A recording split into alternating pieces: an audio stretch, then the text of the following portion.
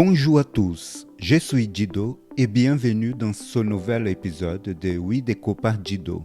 Aujourd'hui, on va parler d'art de la table, mais pas seulement comme une question de déco, comme un voyage. Un voyage dans le temps. D'abord parce que chaque couvert, chaque nappe, chaque geste a une histoire et un voyage en soi. Parce qu'une table bien dressée, c'est une invitation à se souvenir, à rêver et à oser mélanger les styles.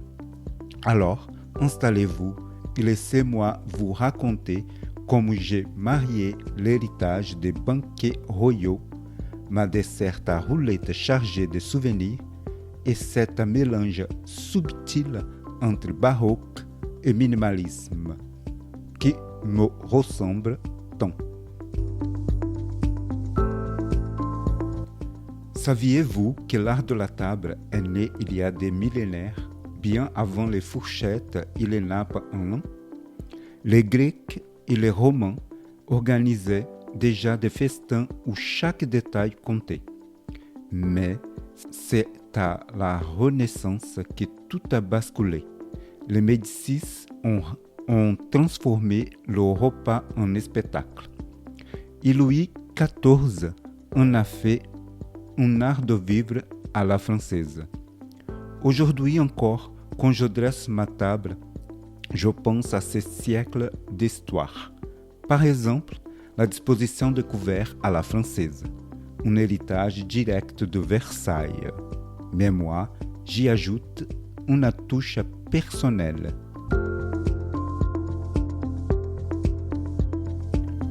Justement, parlons de ta table.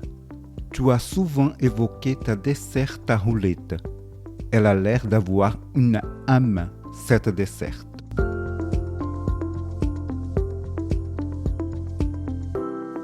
Oh, elle en a une. Et quelle âme! Je l'ai dénichée dans une brocante il y a 5 ans.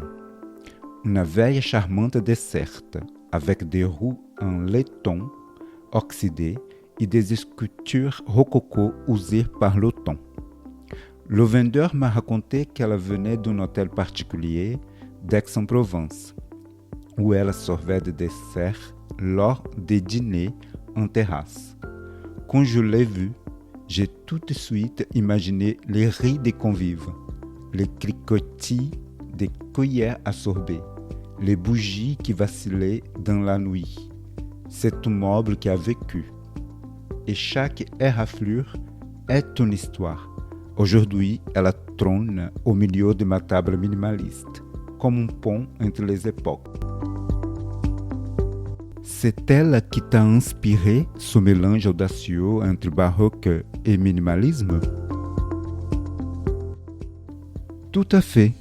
Regardez, ma nappe beige et mes assiettes de ton sable sont d'une simplicité volontaire, presque monacale. Mais cette desserte avec ses volutes sculptées et mes couverts en argent hérité de ma grand-mère apporte cette touche d'opulence discrète.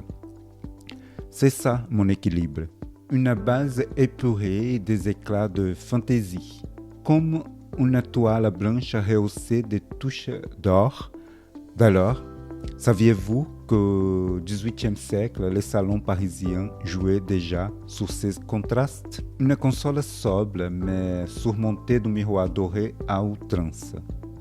Les grands décorateurs l'avaient compris. Le contraste, c'est ce qui donne de la vie à un intérieur. Tu parles souvent de ton côté proustien. Est-ce que cette desserte est ta Madeleine? Absolument. Elle me ramène au dimanche de mon enfance chez ma grand-mère. Elle avait une desserte similaire, où elle disposait les gâteaux sous des cloches en verre. L'odeur de la cire, le froissement du papier de soie. Ces sensations sont liées à des souvenirs précieux. Aujourd'hui, quand je sers le café, ou les macarons sur ce plateau, c'est comme si je faisais revivre ce moment. Et puis, il y a quelque chose de magique à perpétuer ces rituels. C'est ma façon de voyager dans le temps et d'emmener mes invités avec moi. Et comment tu expliques ce mix de styles à ceux qui auraient peur d'oser?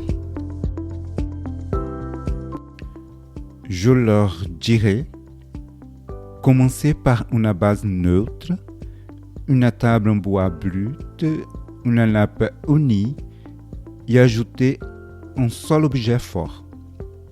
Chez moi, c'est la desserte, mais ça peut être un chandelier, un cadre doré ou même une théière ancienne. L'important, c'est que cet objet ait du sens, qu'il vous évoque une émotion, un voyage, une histoire. Par exemple, j'ai posé sur la desserte un seau à glace en argent massif, hérité de ma famille, à côté des verres à champagne, ultramodernes, transparentes comme de l'eau. Le résultat? Un dialogue entre les siècles, où chaque pièce a sa place. Le minimalisme, c'est l'art de l'essentiel. Le baroque, c'est l'art de l'émerveillement. Ensemble, ils créent une table à la fois apaisante et théâtrale. Un dernier conseil pour nos auditeurs.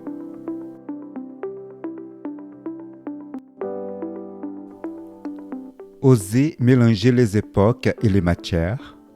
Une assiette ancienne à motif baroque peut très bien dialoguer avec des verres modernes. Et surtout, ne vous privez pas.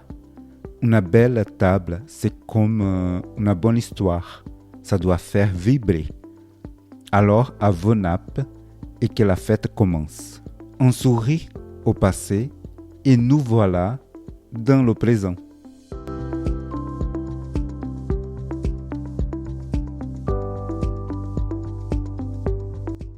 Chers auditeurs, avant de vous dire au revoir, on va jouer Qui a dit? Donc préparez-vous. Vous êtes prêts? Qui a dit? Il y a bien du monde aujourd'hui à Versailles.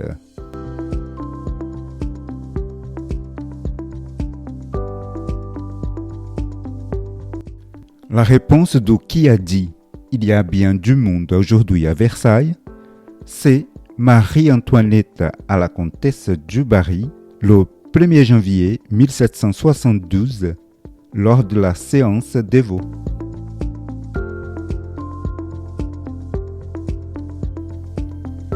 Merci d'avoir écouté Oui Déco Perdido, le podcast.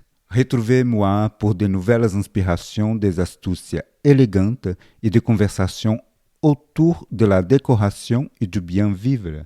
À très bientôt.